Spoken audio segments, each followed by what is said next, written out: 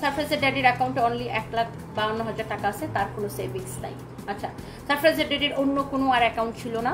তারপরে সে এই যে উইলের দুইটা যে সঞ্চয়পত্রের আইসিবি দুইটা যে সঞ্চয়পত্রের কথা উল্লেখ করছে, ওই সঞ্চয়পত্রের খোঁজ নেওয়ার জন্য আমি তানবীরকে, আমার ম্যানেজার তানবীরকে এবং আমার আরেকটা আপু আছে নয়ন আপু, ওনার হাজবেন্ডকে, জামান ভাইকে পাঠাই ওইখানে। তো ওই আইসিবিতে যে তোমরা কি পাইছো, ওই নামে কোনো সঞ্চয়পত্রই নাই, ওই নামে কোনো সঞ্চয়পত্র নাই, সারফ্রাজের ড্যাডির নামে কোনো সঞ্চয়পত্র নাই। এইবার আমাকে সবাই বলতেছে যে সারফ্রাজের ড্যাডির অ্যাকাউন্টে কিছু আছে কিনা বা ওর কি আছে না আছে সেটা খবর নেওয়ার। তো সারফ্রাজের ড্যাডি আমাকে একটা সারফ্রাজের প্রাপ্তি বলতে তার বাবার থেকে শুধুমাত্র ব্রিটিশ পাসপোর্ট। সারফ্রাজের ব্রিটিশ পাসপোর্টটা আসে গত বছর সেপ্টেম্বর মাসে, এবং সারফ্রাজের বাবা অসুস্থ হয়। আচ্ছা, সারফ্রাজের বাবা, সারফ্রাজের জন্য আমি মাঝে মাঝে ওকে বলতাম যে এই যে মানুষ আমাকে লোভী বলে, মানুষ তো মনে করে আমি তোমার থেকে শত শত কোটি টাকা নিয়ে নিছি, অথচ আমরা তো কিছুই নিই নাই। তো তুমি বাবা হিসেবে সারফ্রাজকে কিছু একটা দাও। আমি আবার বলতেছি, আমি কিন্তু জানতাম না যে সারফ্রাজের, তাহলে এখন কোয়েশ্চেন আছে, তাহলে সারফ্রাজের ড্যাডি আমাকে কেন একটা উইল করে দিল যেখানে তার কোনো টাকা পয়সা নেই? এই উইলে যে সেই সঞ্চয়পত্রের ও কথা আমি তো অনেক তখন একদম আকাশ থেকে পড়ছি। তখন আমার কাছে খুব মানে খারাপ লাগতেছিল যে সারফ্রাজের ড্যাডি আমার কাছে একটা মানে মিথ্যা উইল সে করে দিয়ে গেল।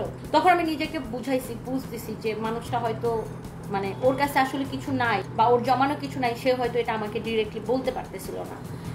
যেহেতু আমি তাকে বলতেছিলাম যে তুমি সারফ্রাজকে কিছু দিয়ে যাও, বাবা হিসাবে তো তোমার দায়িত্ব। যে আমি তার থেকে বেশি ইনকাম করি, সে আমার থেকে একটু কম ইনকাম করে, বা সে আমাকে হয়তো এটা বলতে পারতেছিল না যে আমার জমানো কিছু নেই, এটার জন্য হয়তো সে একটা এরকম মিথ্যা উইল করে গেছে। তো এটা আমার কাছে খুব খারাপ লাগছে যে সারফ্রাজের ড্যাডি একটা উইল করে যেগুলো সেখানে কিছু নেই, কিন্তু সে তারই মিথ্যা উইলটা করার দরকার ছিল না। সে আমাকে বললেই পারতো যে দেখো আমি যেটা মাসের স্যালারি পাই সেটা তো আমি সংসারে খরচ করি, বা এটা সেটা আমি খরচ করি আমার জমানো কোনো টাকা। খুব ভাপায় যে আমি ঋণগ্রস্ত, আমার অবস্থা খুবই খারাপ। আমি আমার কোম্পানিতে লসে 50% ডিসকাউন্ট দিচ্ছি কিনা আপনি আমার গত অক্টোবর মাসের হিস্ট্রি দেখে নিন, আমাদের পেজের সব হিস্ট্রি 50% ডিসকাউন্ট দিচ্ছি। যেখানে আমাদের প্রফিট মার্জিন 20% এর উপরে থাকে না, সেখানে 50% ফ্ল্যাট 50% সেল দিলে আমাদের কি পরিমাণ লস হতে পারে। সারফ্রাজের বাবার কাছে টাকা আছে কি নাই, বা সে কি করে না করে, আমি মানে সে কোথায় চাকরি করে সেটা আমি জানতাম, বাট তার টাকা পয়সা সে কি করে না করে সেগুলো আমি তখন সারফ্রাজের ড্যাডিকে বলি যে তুমি সারফ্রাজকে কিছু দাও। অ্যাকচুয়ালি সারফ্রাজের ড্যাডির কোনো জমানো টাকা ছিল না, এবং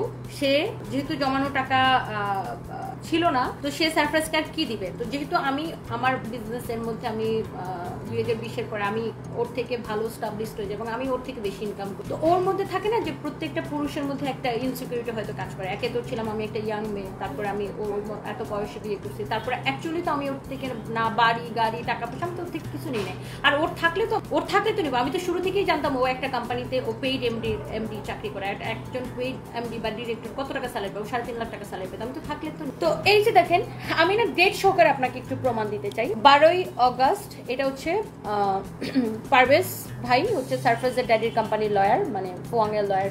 উনি আমাকে একটা এই যে দেখেন ওসিয়তনামা বা উইল, যেটার একটা আমাকে পাঠায় কপি করে, মানে একটা কপি পাঠায় যেখানে সারফ্রাজের ড্যাডি এখানে হচ্ছে দেখেন একটু স্পষ্ট করে দেখেন ওসিয়তনামা সে একটা করে দেয়, এবং সেই ওসিয়তনামাতে সারফ্রাজের নামে করে দেয়, এবং সারফ্রাজ 18 বছর না হওয়া পর্যন্ত এই ওসিয়তনাম এটা আমার দায়িত্বে থাকবে, সে এরকম একটা উইল করে। আচ্ছা, এর মধ্যে আমাকে সবাই বলে যে এই যে উইলটা সারফ্রাজের ড্যাডি করে দিয়ে গেছে, তো তুমি একটু বাংলাদেশে যাও, যা দেখো একটু ব্যাংকে তার কত টাকা আছে, তুমি ব্যাংকে রিকোয়েস্ট করো যে ব্যাংক যেন এই টাকা, তার যদি অ্যাকাউন্টে সেভিংস থাকে এই টাকাটা যেন হসপিটালকে ডিরেক্টলি ট্রান্সফার। তো তখন আমি বাংলাদেশে ফিরে আসি আমার বোনকে থাইল্যান্ডে রেখে আমি বাংলাদেশে আসি, আমার বোনকে থাইল্যান্ডে নিয়ে যাই।